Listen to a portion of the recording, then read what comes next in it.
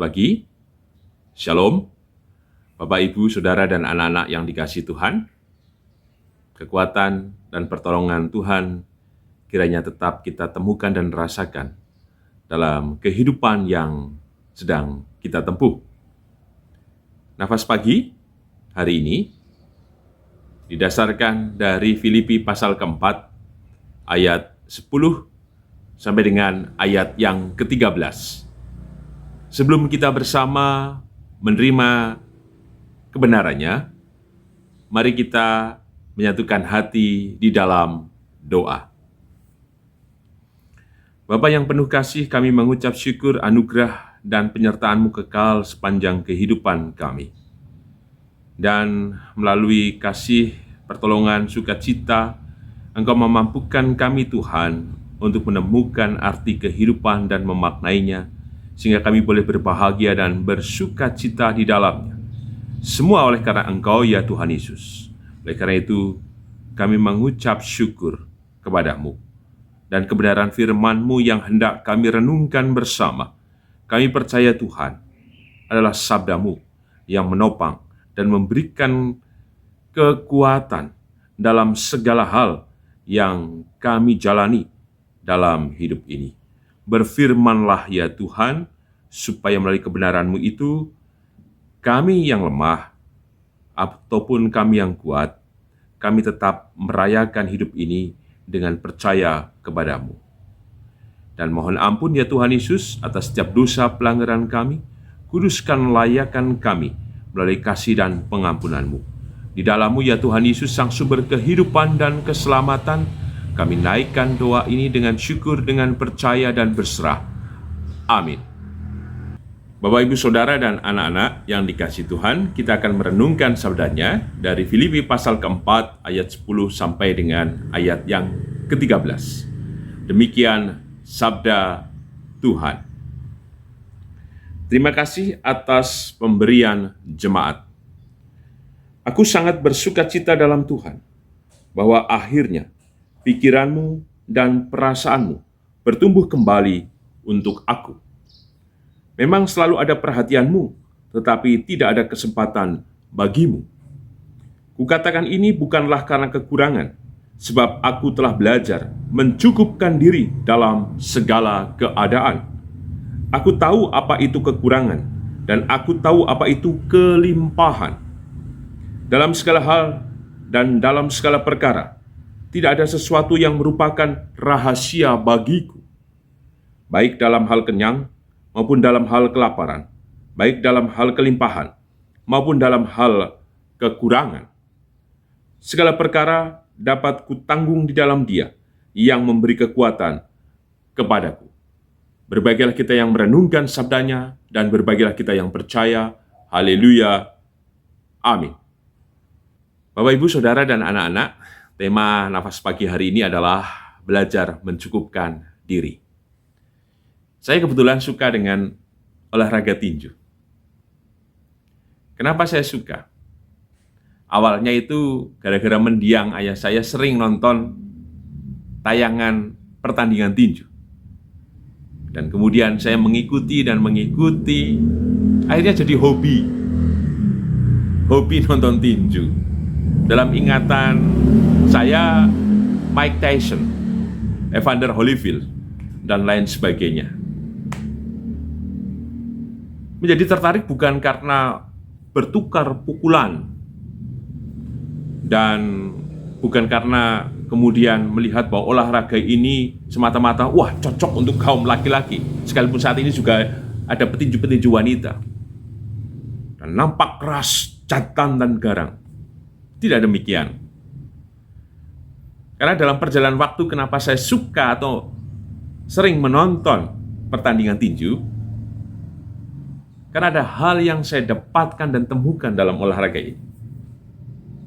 Yang pertama adalah, sebelum para petinju bertanding, mereka akan melakukan latihan yang sangat keras.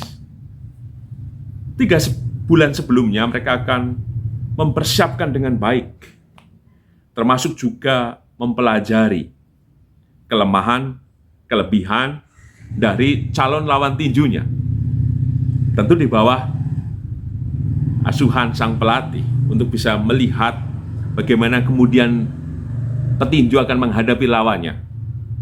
Yang kedua, olahraga ini saya anggap cukup fair. Sekalipun mereka saling bertukar pukulan dan saling melukai demi sebuah kemenangan, tapi seringkali saya lihat setelah mereka bertanding, mereka saling berangkulan. Ini menarik bagi saya. Kemanusiaan mereka berbicara. Maka dalam pertandingan ini pun ada hal-hal yang bisa kita temukan. Seperti halnya kita menemukan kehidupan dalam pertandingan hidup yang sedang kita jalani. Persis dengan apa yang disampaikan oleh Paulus kepada jemaat di Filipi. Bagaimana ia menceritakan, ia bisa tahu apa itu kekurangan, apa itu kelimpahan. Artinya ia belajar dari proses kehidupan yang ia jalani. Khususnya dalam pelayanan-pelayanan yang ia lakukan. Menarik jika kita memperhatikan kembali, khususnya di ayat yang ke-11. Di ayat ke-11, Paulus mengatakan, "Kukatakan ini bukanlah karena kekurangan, sebab aku telah belajar mencukupkan diri dalam segala keadaan." Saya bisa tertarik tadi nonton tinju karena saya juga mempelajari, bukan hanya kemudian adu kekuatan untuk saling memukul dan menjatuhkan, tapi belajar menemukan arti dari pertandingan ini. Maka apa yang dilakukan Paulus juga hampir sama. Kehidupan yang ia jalani tidak hanya sekedar dilewatkan, tapi dia pelajari. Apa itu kekurangan, apa itu kelimpahan. Belajar akan semuanya sehingga disebutkan mencukupkan diri. Kata mencukupkan diri ini berarti ada bagian dia membatasi diri. Ada bagian dia juga mengerti potensi, kekuatan diri, kemampuan diri, dan lain sebagainya, sehingga ia tidak memaksakan diri. Maka hubungannya dengan ayat yang ke-10, disebutkan pada pikiran dan perasaan. Dan seringkali yang mempengaruhi kita adalah pikiran kita dan perasaan kita. Maka itulah yang dilakukan oleh Paulus, mengendalikan diri dengan cara belajar diri untuk kemudian dia memaknai kehidupan yang di dalamnya ada kekurangan dan kelimpahan. Sehingga kemudian ia menyatakan itu kepada jemaat di Filipi. Dan semuanya, sekalipun ia menggunakan pikiran, menggunakan perasaan untuk kemudian memaknai apa itu kekurangan dan kelimpahan, tetapi ia tahu bahwa semuanya itu dalam kerangka atau dibungkus atau ditentukan oleh kekuatan Tuhan yang besar atas hidupnya. Ia belajar, tetapi ia menaruhkan percaya bahwa kekurangan dan kelimpahan itu Tuhan akan hadir dengan kasih sayangnya, dengan pertolongannya, dengan segala caranya yang melebihi batas dari pikiran dan perasaannya itu. Sehingga di ayat yang ke-13, ia mengatakan, segala perkara dapat kutanggung di dalam Dia. Yang belajar tadi, kekurangan, kelimpahan yang bisa menanggungnya. Bukan pada persoalan kekurangan saja, tapi dalam kelimpahan ia bisa menanggung. Menanggung apa? Ya tentu supaya ia tetap bersyukur, ia tetap bisa melihat dan terhubung dengan Tuhan. Ini menarik. Dan ayat ini saya kenal juga di tahun 96 dan 97, yaitu ketika Evander Holyfield bertinju melawan Mike Tyson. Filipi 4 ayat yang ke-13, dan pada waktu itu menjadi orang-orang Kristen, wah, pada hafal. Holyfield menjadi idola karena menyematkan Filipi 4 ayat 13, yang pertama di leher kalau tidak salah, Dan yang kedua di bagian celana. Ditulis Filipi 4 ayat 13. Kemudian orang-orang Kristen pada mencari ayat tersebut. Termasuk saya tentu saja. Sehingga saya masih mengingat memori tahun 96 dan 97. Maka pesan apa yang bisa kita terima khususnya pada pesan nafas pagi hari ini? Kata aku tahu di ayat yang ke-12. Aku tahu bukan berarti Paulus mengetahui semuanya, tidak. Karena di ayat yang 11 dia mengatakan, ia belajar. Aku tahu. Maka ia sudah memaknai setiap kehidupan yang ia jalani. Bahwa kehidupan itu juga bukan mulus-mulus amat. Baik-baik saja. Apalagi ketika dia melayani Tuhan, bukan berarti semuanya menjadi mudah. Tidak. Tetapi ia memaknai dan kemudian menyegarkan diri dengan cara belajar. Setia, kemudian cara membatasi diri, mengendalikan diri, melihat potensi diri dan kemampuan diri. Ia belajar untuk semuanya sehingga ia menjadi tahu. Maka inilah yang harus kita lakukan. Kita sesungguhnya telah belajar atas kehidupan yang kita tempuh. Kita menggunakan pikiran, kita menggunakan perasaan, dan kita tahu makna dari setiap kehidupan yang telah kita jalani ini. Masa lalu kita adalah sebuah cerita. Masa lalu kita adalah pengalaman. Masa lalu kita adalah pembuktian bahwa Tuhan itu hadir atas hidup kita. Maka kiranya hari ini kita menjadi tahu akan proses pembelajaran yang sudah kita jalani. Umur kita membuktikan bahwa kita telah menjalani proses pembelajaran itu. Oleh karena itu, temukan dan raih kembali dari setiap makna itu. Yakinlah bahwa kita akan berjumpa dari setiap kehidupan itu sendiri. Dan itu akan menjadi sangat indah.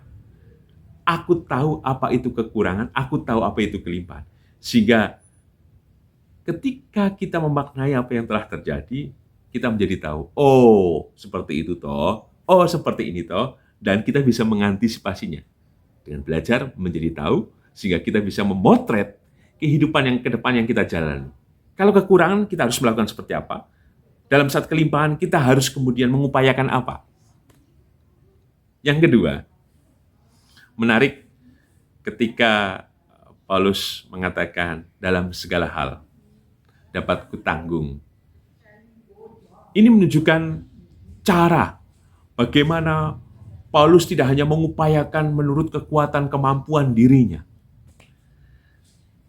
tetapi ia mengandalkan bahwa sejatinya semua kekurangan kelimpahan yang ada dalam kehidupannya, dalam proses pembelajarannya, dalam pikiran dan perasaannya, Tuhan berkarya dalam hidupnya. Tuhan tidak pernah berhenti untuk menolongnya, untuk memberkatinya, dan kemudian memampukannya melanjutkan kehidupannya dalam segala pelayanan yang ia lakukan. Maka kiranya kita pula dalam kekurangan, dalam kelimpahan apapun yang terjadi dalam kehidupan kita, kita selalu mengandalkan Tuhan. Yakinlah, jika kemudian kita terus mengandalkan Tuhan, kita dimampukan untuk kemudian belajar juga, karena pembelajaran itu tidak akan pernah berhenti. Dan ketika kita belajar, kita dimampukan lagi untuk kemudian menghayati dan memaknainya, sehingga kita bisa meresapi setiap perjalanan kehidupan kita. Dan kemudian kita menjadi yakin bahwa kita tidak sendiri, tapi kekuatan Tuhan yang menopang, dan kekuatan Tuhan yang memberikan kita masa depan yang baik. Sebagai penutup, segala perkara dapat kutanggung di dalam Dia yang memberikan kekuatan kepadaku. Paulus sudah berjumpa dengan Tuhan.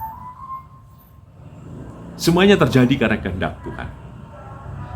Ia tidak sedang memikirkan apa itu kekurangan dan kelimpahan. Tetapi ia sedang menceritakan dan menyaksikan bagaimana Tuhan menghidupinya. Sehingga ia bisa melewati pada saat-saat yang paling berat. Saat-saat di mana ia harus menjalani kehidupan pelayanannya. Dan pada sisi yang lain, ia juga jujur bahwa hidup ini juga tidak senyata-nyatanya terus dalam kekurangan, dalam beban berat, tetapi juga ada kelimpahan, ada berkat dan pertolongan Tuhan. Dan semuanya Tuhan hadir dalam segala masa yang Ia tempuh. Tema hari ini, belajar mencukupkan diri. Bukan hanya pada hal-hal yang material, tetapi juga adalah upaya kita untuk melihat semuanya dan mengandalkan Dia dalam segala hal, segala perkara yang kita tanggung dalam kehidupan ini. Dengan belajar mencukupkan diri, kita tahu siapa diri kita, potensi kita sejauh mana, sehingga kita tidak mengupayakan atau memaksakan diri, misalkan dengan cara harus korupsi dan lain sebagainya. Tetapi kita sadar bahwa kita punya kekurangan, tetapi Tuhan yang memberikan kelimpahan juga mencukupkan kehidupan kita dan menolong kita. Dan dalam saat kelimpahan pun, kita menjadi tahu bahwa bukan semata-mata karena usaha keras kita, karena kepandaian kita, tetapi semata-mata karena Tuhan hadir dengan berkat-Nya. Tuhan memberkati kita semua. Amin. Bapak, Ibu, Saudara, dan anak-anak, mari kita menyatukan hati di dalam doa. Kami mengucap syukur Tuhan untuk kehidupan dan pengharapan yang Kau nyatakan senantiasa dengan kekal melalui rahmat, kasih, dan kuasa-Mu. Hari ini, kebenaran-Mu memampukan kami untuk belajar mencukupkan diri dalam segala hal. Dalam segala hal itu kami percaya, kekurangan dan kelimpahan itu bisa kami tanggung, bisa kami hayati dan kami mengerti jika kami mengandalkan semuanya pada kekuatan-Mu Tuhan yang tak terbatas itu. Oleh karena itu, mampukan kami dalam segenap pikiran dan perasaan kami untuk terus belajar dan meraih pengharapan dan kekuatan iman itu di dalam-Mu, ya Tuhan. Kami mengucap syukur dan mohon berkat-Mu atas kehidupan yang kami jalani. Biarlah kasih setia-Mu, rahmat-Mu bekerja kini dan sepanjang masa menolong kami, ya Tuhan. Engkau mengetahui dalam segala perkara yang kami tanggung, dalam kesusahan kami, dalam kekhawatiran kami, kecemasan kami, dan dalam segala hal yang sedang kami jalani. Kami yakin dan percaya pertolongan dan kekuatan-Mu menopang dan membangkitkan kami, terutama dalam masa-masa yang tidak mudah yang sedang kami jalani pada saat ini. Berfirmanlah senantiasa Tuhan, supaya firman-Mu menjadi kebenaran yang hidup dan menjadi penopang hidup kami. Di dalam-Mu Tuhan Yesus, Sang Sumber kehidupan dan keselamatan, kami naikkan doa ini dengan syukur, dengan percaya dan berserah. Amin. Tuhan Yesus memberkati Bapak, Ibu, Saudara, dan anak-anak kini dan selamanya. Amin.